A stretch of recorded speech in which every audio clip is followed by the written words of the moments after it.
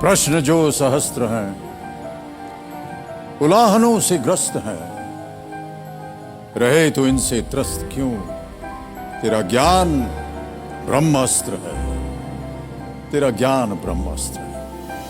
परिस्थिति प्रचंड है, स्वरों में जो घमंड है, करे वो खंड खंड क्यों?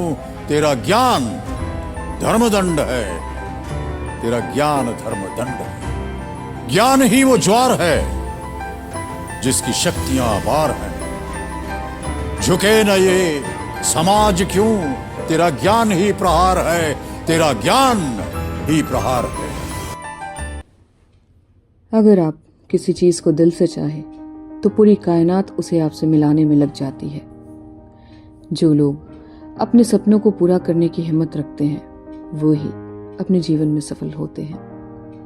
काबिल बनने के लिए कुछ भी करना पड़ता है। अगर किसी चीज को दिल से चाहो तो पूरी कायनात उसे तुम्हें मिलाने की कोशिश में लग ही जाती है। हर इंसान के अंदर एक ज्वेलर छुपा रहता है, लेकिन धुंध कमजोर होती है। जीवन में कभी भी कठिनाइयों से घबराना नहीं चाहिए, क्योंकि कठिनाइयां ही तुम्हें मजबूती देती हैं। संघर्ष ही जीवन का सार है। इसके बिना कभी कोई सफलता नहीं मिलती। और सपने वो नहीं जो हमें सोते वक्त देखते हैं, सपने वो हैं जो हमें सोने नहीं देते हैं। जीवन में सफलता के लिए संकल्प और समर्पण दोनों की आवश्यकता होती है। आप सफलता आपकी सोच पर निर्भर करती है। जीवन में समस्याओं का सामना करना अनिवार्य है, लेकिन उन्हें हल करना आपके अंदर की ताकत और सक्षमता का परिचय देता है। असफलता वही है जो हमें हारने की इच्छा नहीं देती। अवसरों की मांग हमें नहीं, हम अवसरों को मांगेंगे। सफलता के पथ पर कठिनाइयों की मेहमानी होती है। अधूरी प्रयास सफलता का पुरुषवाद नहीं है। प्रयास हमें विफलता से पीछे ही होते हैं, पर हम नहीं।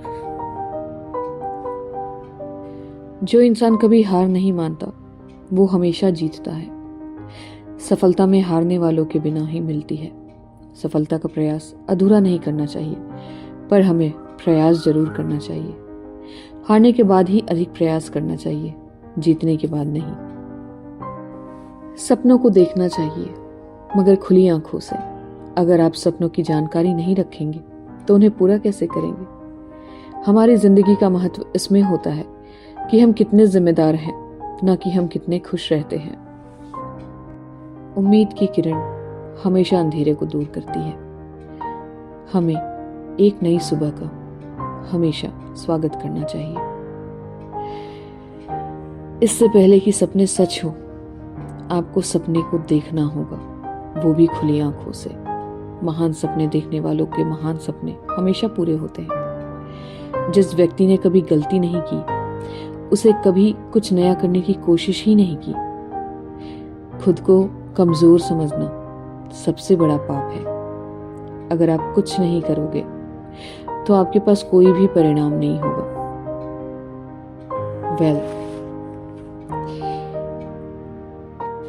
ये सब लाइन हमारे जीवन के सार है। ये हमारे जीवन के उस कोने को दर्शाते हैं जहां हम कभी भी हार मानने वाली चीज से अपने आप को दूर रखते हैं। उस नेगेटिविटी से खुद को दूर रखते हैं जो हमें हार मानने के लिए मजबूर करे। हमारे जीवन में हमें अप्रिशिएट करने वाले लोग कम मिलेंगे, लेकिन वो 4 लोग जरूर मिलेंगे जो आपके गलत काम पे आपको 4 बातें सुनाएं। भले वो 4 हमेशा इनविजिबल रहेंगे, लेकिन आपके दिमाग के कोने में 4 लोग हमेशा स्थायी रहते हैं। तो जिंदगी को जीने के लिए हार नहीं मानना है, आगे बढ़ते रहना है और उन 4 लोगों का अपने दिमाग से निकालना है जो कि इनविजिबली भी आपको जज करते रहते हैं। जजमेंट हमें खुद की स्वीकारनी चाहिए, किसी और की नहीं। इन सब बातों को अपने जीवन में एक अच्छी तरीके से इम्प्लीमेंट किया है महान बॉलीवुड अभिनेता श्री अमिताभ बच्चन जी ने। अमिताभ बच्चन के जीवन के अर्श से फर्श तक की सफर और फिर बैंकरप्ट होने के बाद फर्श से अर्श तक की सफर आपके इन मोटिवेशनल कोट्स को हर तरफ से दर्शाता है कि इंसान जब तक हारता नहीं है तब तक जीतने का स्वाद नहीं चख सकता, और हमें जीत का स्वाद तभी मिल सकता है जब हमने कम से कम जिंदगी में एक बार फेलियर को फेस किया हो,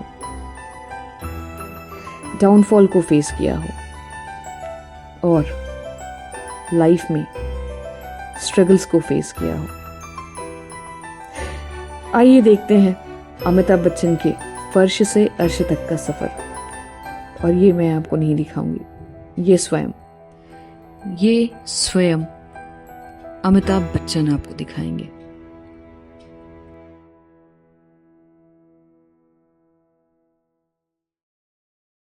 I've done this millions of times. One of the first things he taught me was man ka ho to acha, na ho to zyada acha. If things happen according to how you wish, that's good. But if they don't, that's even better. And I could never understand that. And when I asked him, he said, if they're not happening according to your wish, they're happening according to the wish of some divine force. And that divine force will never think ill about you. So you have to respect that as being better. So if things worked, I said fine. If they didn't, I felt that there was some kind of divine force or divinity that didn't want me to do that, and perhaps wait for another opportunity. The other thing he told me was when I was struggling a lot in those times, I said, बड़ा संघर्ष है जीवन में. So he said, जब तक जीवन है तब तक संघर्ष है. I used to tell him, that life is a struggle. And he used to say, so long as there is life, there is going to be struggle. I think if we accept this factor, that your life is never going to be easy. Something or the other is going to happen.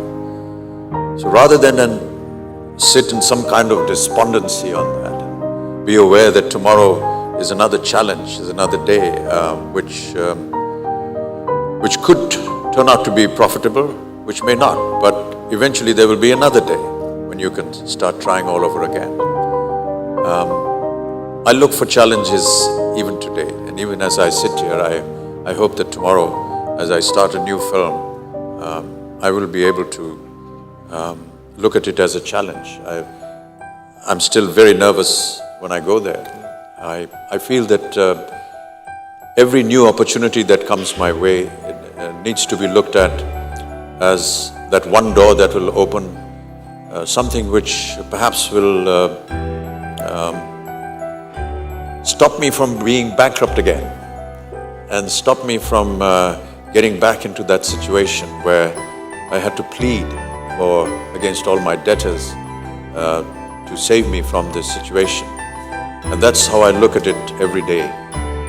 I hope that I can continue doing that, because I don't want this sword, this Damocles sword hanging on my head, and therefore I continue working so long as I can. But yes, in the back of my mind, there will be those ugly moments that plagued me, and the fear of them recurring again is perhaps what drives me every day. कमाई के सब जरिए बंद थे और सरकार की तरफ से घर पर कुर्की के छापे लग गए। मेरा व्यक्तिगत बैंक बैलेंस जीरो यानी शून्य हो गया। देवर सज्जनों, जितना वो देना चाह रहे थे उससे मेरी सारी दुविधा और परेशानियां खत्म हो जाती। पैसा तो हर कोई कमा लेता, लेकिन इज्जत का सबके पास की बात।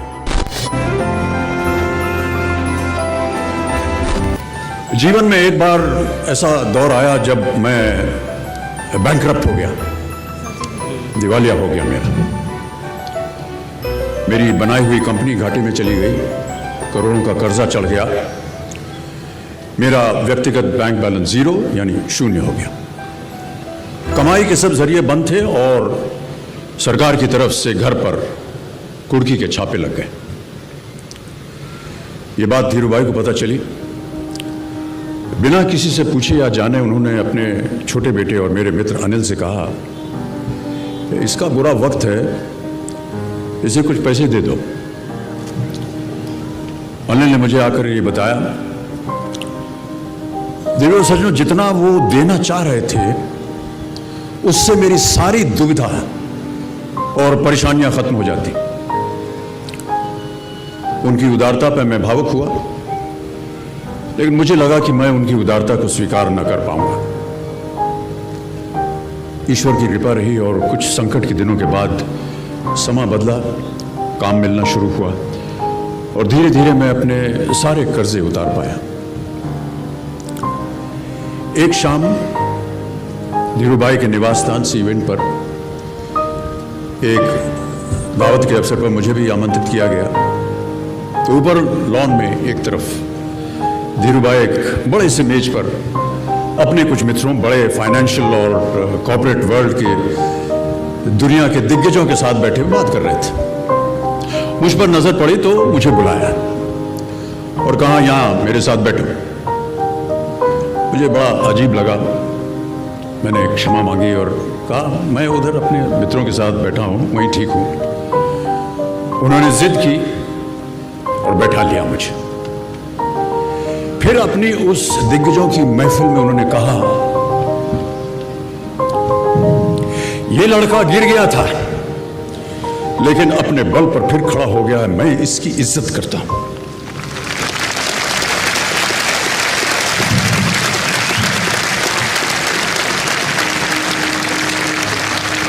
उनका ये व्यवहार और उनके वो शब्द मेरे लिए उस धनराशि से हजारों गुना ज्यादा मूल्यवान थे, जितना कि वे मुझे मेरी संकट से बाहर आने के लिए देने के लिए तैयार थे। ये उनका व्यक्तित्व।